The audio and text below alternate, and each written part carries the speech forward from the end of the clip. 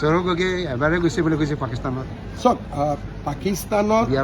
পাকিস্তানত এবাৰ হ'ল, দুবাৰ গ'ল, যোৱা বুলিতো নিজে স্বীকাৰ কৰিলে ন। হয়, স্বীকাৰ কৰিছে।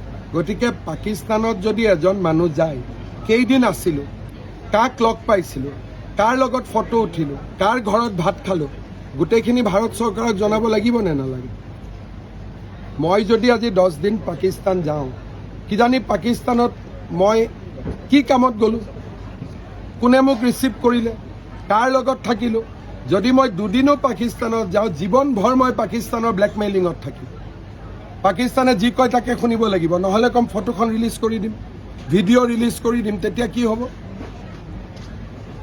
আজি মই পাকিস্তান গ'লোঁ 3 দিন, কাকো কোৱা নাই, মই আহিলোঁ, তাত মোৰ ফটো নাথাকিব, তেওঁলোকে মোৰ ভিডিঅ' নাৰাখিব, মই কাৰ লগত বহিলোঁ, আৰ্মিৰ লগত বহিলোঁ, ISIৰ লগত বহিলোঁ, কাৰ লগত বহিলোঁ।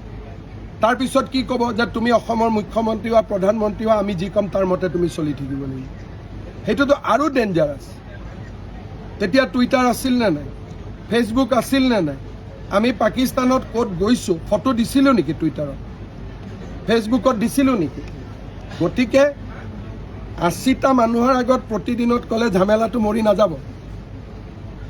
3.5 কোটি মানুহৰ আগত ক'ব লাগিব না যে মই কাৰ ঘৰত ভাত খালোঁ, কেইদিন আছিলোঁ। আৰু বিয়া হোৱাৰ লগত পাকিস্তান যোৱাৰ কি সম্পৰ্ক? মানুহে বিয়া হৈ ছুইজাৰলেণ্ড যায়, কাশ্মীৰ যায়, মানুহে বিয়া হৈ পেলাই ইংলেণ্ড যায়, আমেৰিকাত যায়। পাকিস্তানত যোৱা শুনিছে নেকি আজিলৈকে কোনোবা বিয়া হৈ পেলাই? এইবিলাক অদ্ভুত কথা নিতুমণি শইকীয়াক ক'ব পাৰে, আমাক ক'ব নোৱাৰে নহয়।